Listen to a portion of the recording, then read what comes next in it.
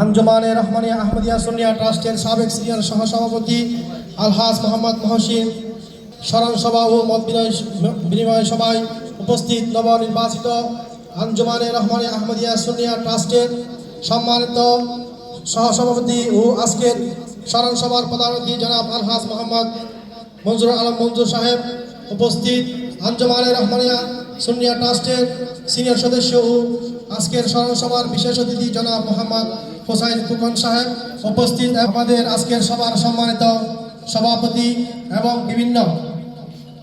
বিভিন্ন কমিটি থেকে আগত দুবাই, শারজাহ, আবুধাবি, আসমান, রসুকিমা থেকে আগত প্রত্যেক শাখার সদস্যবৃন্দকে আমি আমার অন্তরের থেকে অনেক মোবারকবাদ এবং ধন্যবাদ জানাচ্ছি।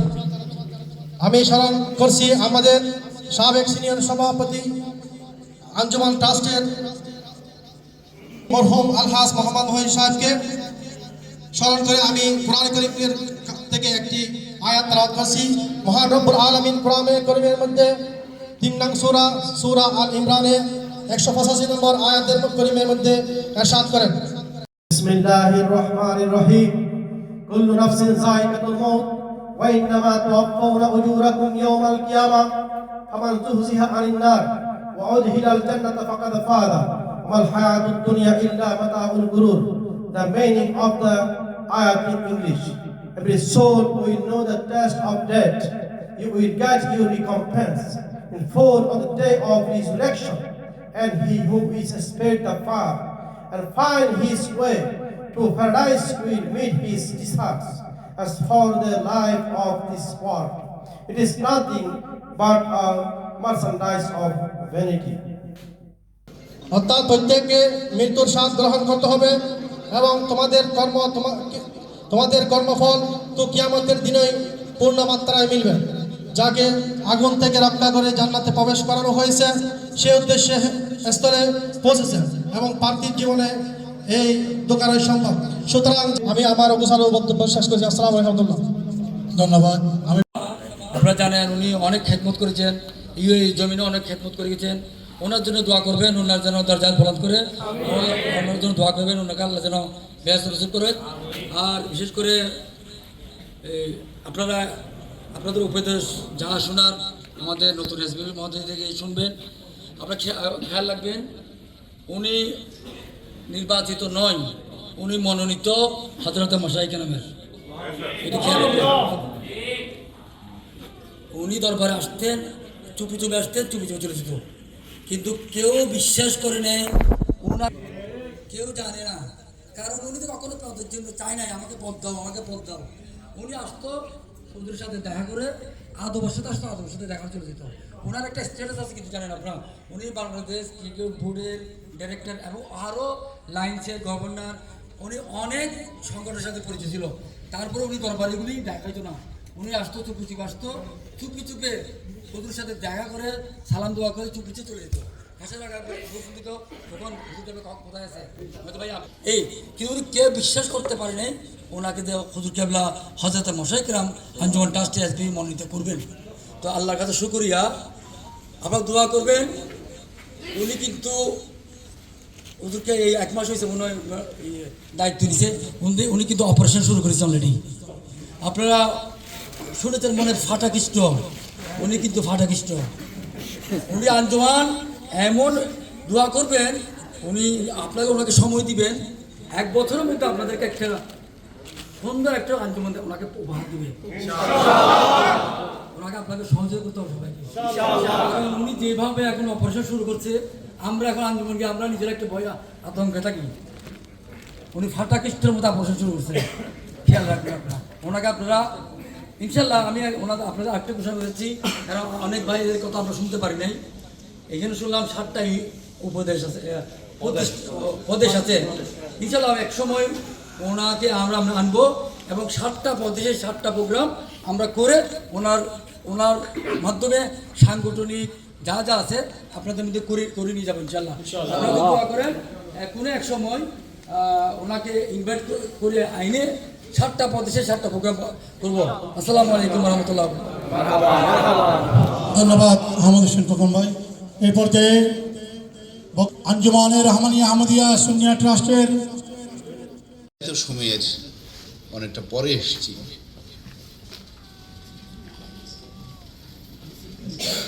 আমি যেই সময়ে উপস্থিত হওয়ার কথা, আসলে আমার, আপনারা জানেন, আমি আসার পর থেকে রাত 3টা অবধির আগে আমার মনে হয় আমি হোটেলে যেতে পারি না। 3 থেকে 4 ঘন্টার উপরে ঘুমানোর সুযোগও ছিল না এই পর্যন্ত। কিছু উপলব্ধি আমার মধ্যে হয়েছে এতে করে। আমরা যে খেদমত আপনারা করছেন, আমি 1 সপ্তাহে এই 7 দিনে আমাদের আপনারা, বিশেষ করে আমার সাথে যারা সম্পৃক্ত ছিলেন, আমাকে সহযোগিতা করছেন প্রতিনিয়ত, তারা বা আমরা যারা কষ্ট করছি, আমি কষ্ট বলবো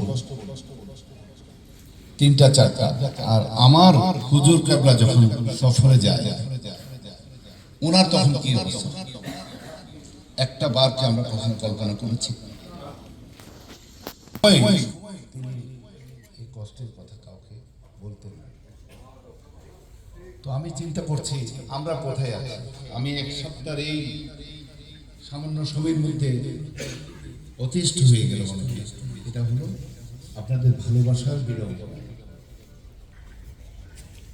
তো আমি আসার আগেই কিছু মেহমান এসেছিল আমার ভাইরাই, উনি তো ভাবে কিছু সময় দিতে, সেই জন্যই আসলে আমার আসতে একটু দেরি হলো, 1 থেকে 1.5 ঘন্টা। তো যাই হোক, আমি শুরু করার আগে স্মরণ করছি পরম করুণাময় আল্লাহর দরবারে লাখো কোটি শুকরিয়া এত বড় একটি নিয়ামত প্রাপ্তির জন্য।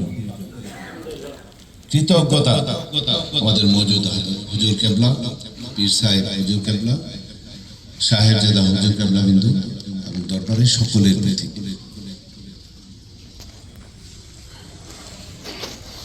আমার আনুষ্ঠানিক বক্তব্যে যাওয়ার আগে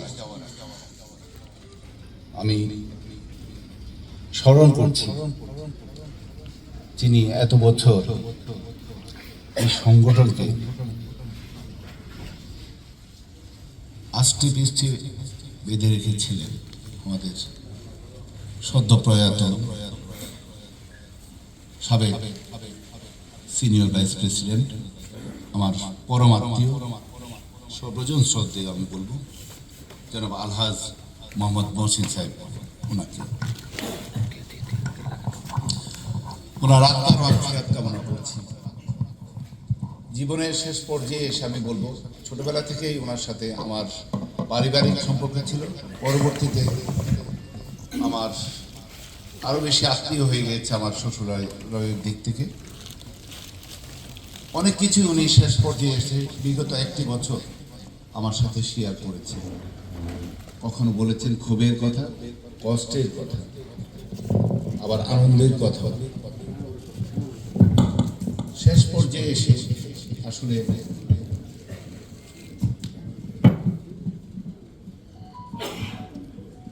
উনি যেভাবে আমাদের থেকে বিদায় নিয়ে গেলেন, সেটি হয়তো অদৃষ্টে লেখা ছিল, আল্লাহর হুকুম ছিল। তবে কাছ থেকে দেখেছি উনার যাওয়ার প্রাক্কালে ঠিক আগের দিন আপনারা সবাই শুনেছেন হুজুর কেবলার মুখ থেকে, পবিত্র জবান থেকে, আগের দিনের প্রেক্ষাপট এবং পরের দিনের। এরপরে উনার যারা, আমি জানি না যে কয়জন ছিল, অনেকেই বাংলাদেশে থাকার সৌভাগ্য ছিল, তারা দেখেছেন লক্ষাধিক লোকের সমাগম হয়েছিল ওনার জন্য। স্বয়ং হুজুর কেবলা সব কিছুতে থেকে হুজুর কেবলা ওনার প্রত্যেকটা বিষয় তদারকি করে শেষ মুহূর্ত পর্যন্ত অপেক্ষা করছেন। উনি চলে আসার কথা ঠিক 2 দিন পরে উদ্দেশ্যের পরিহাস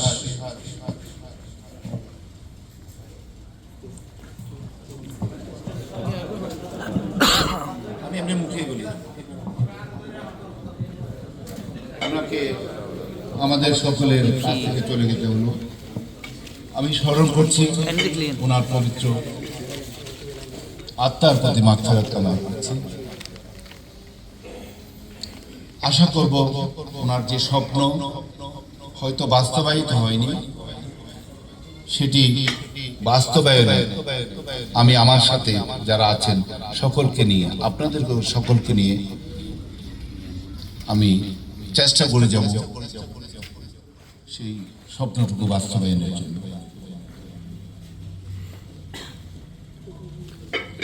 এবার আমি আমার কথা বলি।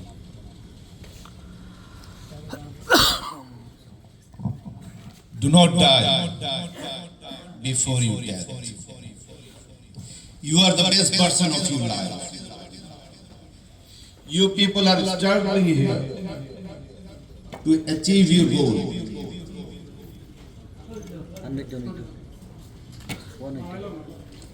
You are earning money here to establish yourself, to do something for your family, for your society, and as well as for our country. You are the frontliner. You are the front fighter of our economy. No doubt about it. তাই আমি শ্রদ্ধা ভরে আপনাদেরকে শ্রদ্ধ চিত্তে আমাদের সকল দেশবাসীর পক্ষ থেকে প্রবাস জীবনে যারা আছেন, প্রবাসী ভাইরা যারা আছেন, তাদের প্রতি জানাই আন্তরিক মোবারকবাদ এবং শ্রদ্ধা।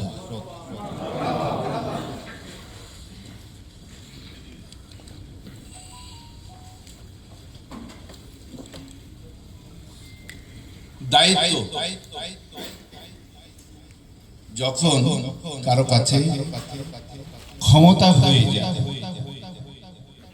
তখন তার পতন কিন্তু সময়ের ব্যাপার।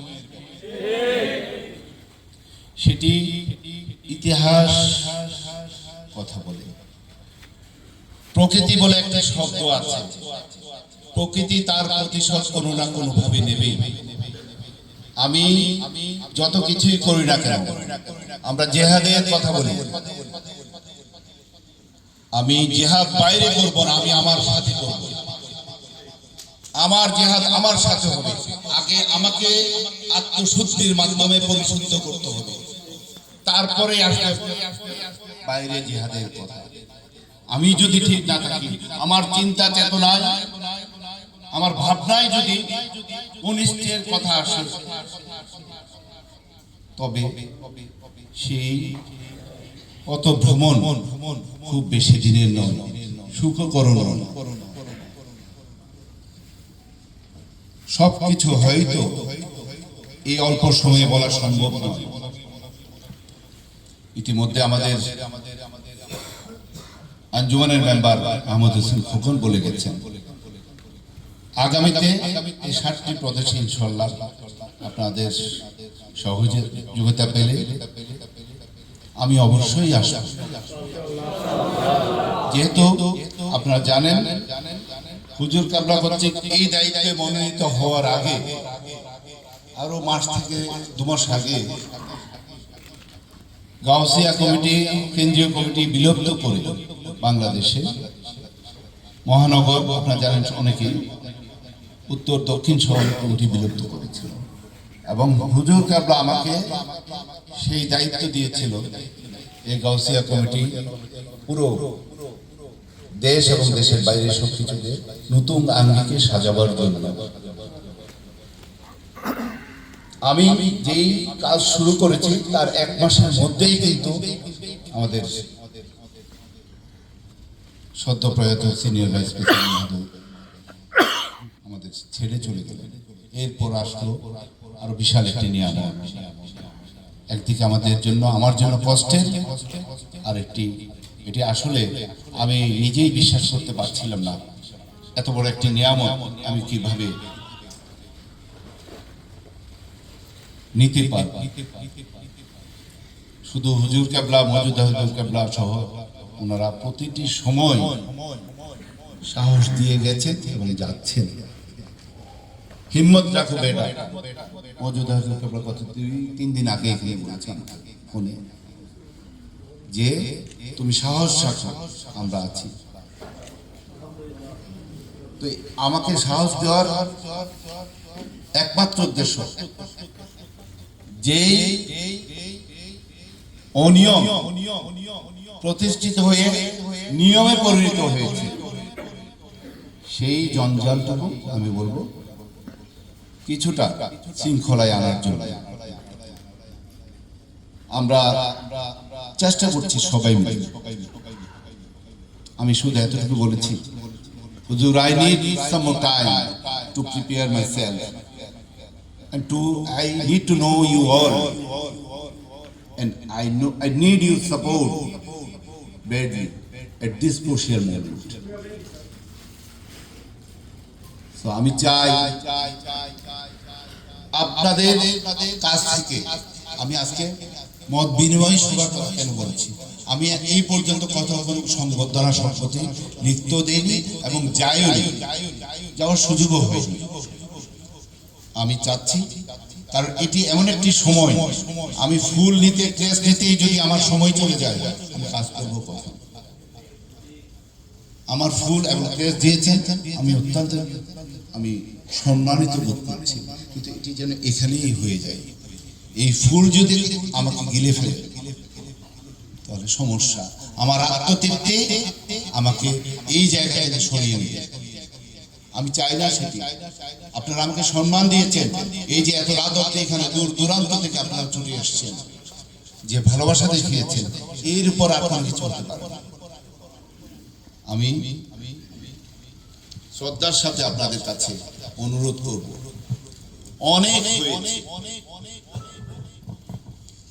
অনেক বিষয় আমাদের দেশীয় প্রেক্ষাপটে, আঞ্জুমানের প্রেক্ষাপটে, জামিয়ার প্রেক্ষাপটে এবং বৈশ্বিক, this is the first visit, যে আমার আসলে এটি আমার ভিজিট হওয়ার কথা নয়, কারণ আমি এসেছিলাম আমাদের দেশের বাংলাদেশ ক্রিকেট টিমের সাথে একজন প্রতিনিধি হয়ে, ডিরেক্টর, অন্য কেউ আসেনি, আমার আসার সুযোগ হয়েছে টিমের সাথে। যখন আসলাম তখন দেখলাম হুজুর কেবলার একটা প্রোগ্রাম ছিল, সাথে আমি অ্যাড করে নিলাম, সে ধরনের একটি ইয়ে ছিল। আমি 2-4 দিন হয়তো এক্সট্রা থাকবো, এরপর আমি আপনাদের সাথে সুযোগ হলে হয়তো বসবো। আসার পর থেকেই কিন্তু প্রতিটি মুহূর্ত আমি চেষ্টা করেছি আপনাদের সাথে শেয়ার করার জন্য, কাউকে ডমিনেট করার জন্য নয়। তবে আমার মধ্যে একটি জিনিস কাজ করে, সেটি হলো আমি কারোর সাথে কম্প্রোমাইজ করব না। আমার দায়িত্বের খাতিরে যা কিছু করতে হয় আমি সবটুকু করব। সবার সাথে আমার সম্পর্ক থাকতে পারে, যখন আমি ওই চেয়ারে বসবো ওই সময়ের জন্য আমি ন্যায়ের কথা বলে যাব। সবাইকে হয়তো খুশি করতে পারবো না, কিন্তু একটা জায়গায় এসে আপনাদেরকে একটা পথ দেখাতে পারবো, যে আলোর পথ আমাদের হুজুর কেবলা আমাদের দেখিয়ে দিয়েছেন, সেই পথ কিন্তু আমরা নষ্ট করার পথে। আমি চাইব আপনাদের কাছে, কার মনের মধ্যে কি আছে জানি না, আমাদের দেশের কথা বলছি, আপনাদের বাইরের কথা, কেউ যেন বিভ্রান্ত না হয়। একটি জিনিস যাই কিছুই করি না কেন, আমাদের সকলকেই বুঝতে হবে আমরা কেউ আঞ্জুমানের বাইরে নয়, আঞ্জুমানের অধীনেই সব, এবং আঞ্জুমান দরবারের অধীনে। দরবার পরিচালনা করেন হুজুর কেবলা। এই সত্যটাকে আপনারা বিশ্বাস করেন? তাহলে কেন বিভেদ? আমাদের মতো এত বড় একটা ইনস্টিটিউশনে লক্ষ লক্ষ কোটি কোটি ভাইরা আছে, মতভেদ থাকতেই পারে, কেন বিভক্তি বিভাজন? আমি খেদমত করার ইচ্ছে থাকলে বাসায় বসে করতে পারবো, দরকার নেই আমাকে এভাবে কাদা ছোটাছুটির মাধ্যমে খেদমত করার জন্য। সামনে সালাম দিব, পিছনে গালি দিব, এমন যেন না হয়। ইচ্ছা যদি না থাকে বাসায় বসে একটি গান বক্স রাখেন, 11টা টাকা দেন, ওটাও কিন্তু অনেক বড় খেদমত। এভাবে এসে কোনো জায়গায়, আমি আমাদের দেশের প্রেক্ষাপটের কথা বলছি আপনাদের, এখানের কথা নয়। এখানে আমি একজন মেহমান, আপনারা আমাকে যেভাবে বলবেন আমি সেভাবে করার চেষ্টা করব। হ্যাঁ, যখন আমি সাংগঠনিক সফরে আসবো অবশ্যই কিছু এজেন্ডা আমার থাকবে। আপনাদের প্রস্তাবনাগুলো কেন শুনছি? আমরা একটা পদ্ধতি অনুসরণ করে কিছু প্রক্রিয়ার মাধ্যমে কিছু জিনিস অ্যামেন্ডমেন্ট করতে যাচ্ছি, যেটা গাউসিয়া কমিটির জন্য অত্যন্ত জরুরি বলে আমি মনে করি। কারণ এক এক দেশের কানুন এক এক রকম। আমি বাংলাদেশের প্রেক্ষাপটের সাথে আপনাদের প্রেক্ষাপট মেলালে হবে না। তাহলে এখানকার আলোকে আমাকে এখানকার পরিকল্পনা বাস্তবায়ন করতে হবে। সেই ক্ষেত্রে বাস্তবায়নের জন্য আপনাদের সকলের সহযোগিতা লাগবে। এখন আমি যদি পদ নিয়েই যদি আমার সময় ব্যয় করে দিই সারাক্ষণ খুনসুটির মাধ্যমে, এটা যেন না হয়। হয়তো মতভেদ থাকতে পারে, এটাকে আমি খুব বড় বড় কিছু, it's not a big deal. Thing is that আপনাদেরকে থাকতে হবে মেনে নেওয়ার মানসিকতা। আমাদের পরিকল্পনায় যা কিছু আছে, খোকন বলেছে 1 বছর, আমি চেষ্টা করব, but I need time, because আপনারা জানেন এত বেশি কাজ শুধু গাউসিয়া কমিটি নয়, আমাকে তো অনেক আঞ্জুমানের অনেকগুলো আমাদের মাদ্রাসা থেকে নিয়ে এতিমখানা থেকে নিয়ে আমাদের যে প্রতিষ্ঠানগুলো রয়েছে অনেক জায়গায় অনেক কাজ করার মতো বিষয় রয়ে গেছে, যেটা গাউসিয়া কমিটির পাশাপাশি ওই কাজগুলো করাটা আমার এখন অত্যন্ত জরুরি বলে আমি মনে করি। আমি চেষ্টা করছি আমাদের আরাকিন আঞ্জুমান যারা আছেন তাদের সকলকে নিয়ে এই লিকেজগুলো যেগুলো আগে ছিল না একটা পর্যায়ে নিয়ে আসা। তারাও সহযোগিতা করছেন, যেহেতু হুজুর কেবলার নির্দেশনা কারো না মানার কোনো ওয়ে নেই। সরাসরি একটা নির্দেশনা আসতে এসছে, কেউ যদি কাজ করতে না চায়, কেউ যদি ডিফার করে, তবে he can go, he can leave. I will accept his resignation at once. So এর বাইরে আর কিছু হতে পারে না। আমি কাজও করব, ঝগড়াও করব, এটা যেন না। আমাদেরকে পদের দিকে না তাকিয়ে, সবাই আমরা বলি আমাদের কারো কোনো পদ দরকার নেই, কিন্তু ঠিকই একটি লোভ থেকে যায়। এই লোভ যেন আমাদের আপনাদের ছুঁতে না পারে। আমি কোনোদিন, উপর আল্লাহ দেখছেন, হুজুর কেবলা জানেন, আমি কোনোদিন পদের জন্য চাইনি। কখনো কোনো জায়গায় আমার জাতীয় পর্যায়ে আমি কোনোদিন রাজনীতিতে সম্পৃক্ত ছিলাম না, কিন্তু জাতীয় পর্যায়ে বাংলাদেশের জাতীয় ফুটবল এবং ক্রিকেটে আমার সম্পৃক্ততা ছিল, ঢাকায় জাতীয় পর্যায়ে এখনো আছে। আমি সেদিকে তো যাচ্ছি। আমি আমার স্পোর্টস এবং সোশ্যালি আমি লায়ন্সের গভর্নর ছিলাম। আমি কি ছিলাম সেটি বড় কথা নয়, আমি কি করেছি কি করব সেটি বড় কথা। আমার পরিচয় কর্মের মাধ্যমে যেন হয়। আমি এখানে এসেছি যে 1 সপ্তাহ যাদের সাথে কাটিয়েছি, চেষ্টা করেছি আমার পজিটিভ ভাইবসটুকু, অ্যাটিটিউডটুকু আপনাদেরকে শেয়ার করার জন্য। আমি কেউ নেগেটিভ কথা বললেও আমি কিন্তু জবাব দেওয়ার চেষ্টা করেছি সেভাবেই, কাউকে ছোট করার উদ্দেশ্যে নিয়ে নয়। আমাদের অনেক কিছু করার আছে, আপনাদের অনেক কিছু করার আছে। কেন যখন একটি নীতিমালা শুরু হবে, একটি সংস্কার প্রক্রিয়া, কিন্তু উনি বলেছেন, আমি ভাই সে ধরনের নয়, তবে চেষ্টা করবো একটি সংস্কার প্রক্রিয়ার মাধ্যমে একটি নীতিমালার আলোকে আমাদের দেশে, দেশের বাইরে সবাইকে নিয়ে কাউকে বাদ দেওয়ার কথা বলবো। বাদ দেওয়ার এখতিয়ার হুজুর কেবলা। এখানে আমি আপনাদেরকে সম্পৃক্ত করতে পারবো কাজের জন্য, সেটিও হুজুর কেবলার নির্দেশনা। তবে হ্যাঁ, একটি নীতিমালা থাকতে হবে। আমি একজন 20 বছর কেন একজন পোস্টে থাকবো? আপনারা যারা পেছনে আছেন কতদিন পিছিয়ে থাকবেন? আমি সবার কথা বলি, আমাদের দেশে যারা আছেন নেতা তাদের সবার কথা বলি। আমি একজনের যদি 20 বছর কাটিয়ে দিই একটি পদে, সেটি নয়। আমি আমার পরে যারা আছেন তাদেরকে আমার সেকেন্ড ম্যান থার্ড ম্যান আমাকে তৈরি করে যেতে হবে, নাহলে আমি কোনো লিডার নই। আমি যদি আমার পরের তৈরি করে না যেতে পারি, পরের প্রজন্মকে আলোর নির্দেশনা দিয়ে যেতে না পারি, তবে আমার এখানে থাকাটাই আমি মনে করি পিতা। তাহলে আমাদের ওই জায়গায়ও ভাবনার প্রয়োজন এসেছে। আমাকে কেন সরাতে হবে? আমারও তো আত্ম উপলব্ধি করার সময় আছে। নিজেকে অ্যাসেস করেন, think yourself, assess yourself, what you are doing, কতটুকু করেছেন। আমরা অনেক কিছু বলে ফেলি, you people what you are doing such a nice thing, because আপনারা এখানে ব্যবসা চাকরি যাই করেন না কেন, এরপরে এসে বসে থাকেন না। প্রত্যেকটা মাসেই কিন্তু আমাদের কর্মকাণ্ডগুলো আপনারা চালিয়ে যাচ্ছেন। So nice of you. আমি এটা অ্যাপ্রিসিয়েট করার মতো, অ্যাপ্রিসিয়েট নয় শুধু, এটা আপনারা সবাই যা করছেন উপরওয়ালা থেকে পাওয়ার জন্য, কাউকে দেখানোর জন্য না। আপনার ঘরে ঘরে আপনারা প্রোগ্রাম করছেন, মাহফিল করছেন, এরপর আর কি হতে পারে? এটা আমাদের দেশে আছে, আছে, সেটা একটু বৃহৎ আকারে। সেখানে কিন্তু আন্তরিকতার ঘাটতি আছে, যেটা আপনাদের মধ্যে নেই। হয়তো মতভেদ থাকতে পারে, এটা আমি বড় কেন ইস্যু না। আজ একজন আছেন সেক্রেটারিতে, উনি যে কাল থাকবেন এমন হয়তো এমনও প্রস্তাবনা আসছে যেটা আমি রাখবো পরেরটা হুজুর কেবলার বিষয়। 2 টার্মের উপরে কেউ থাকতে পারবে না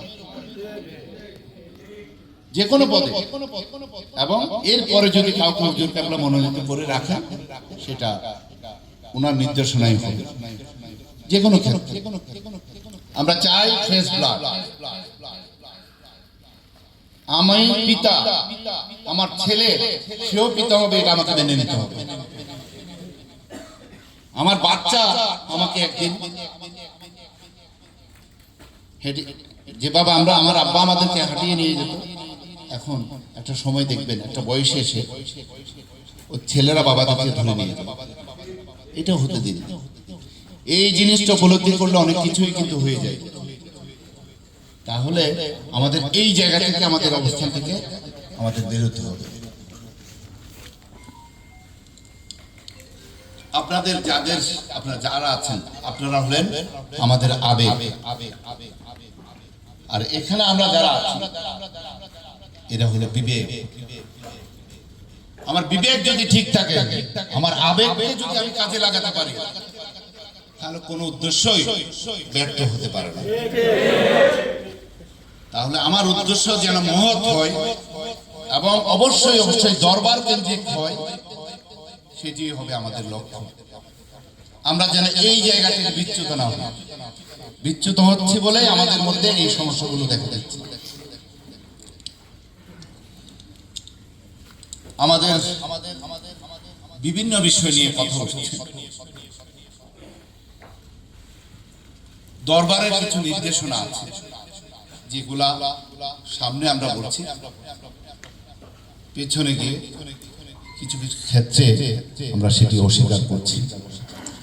এবং হুজুর কেবলার অনেক ডিরেকশন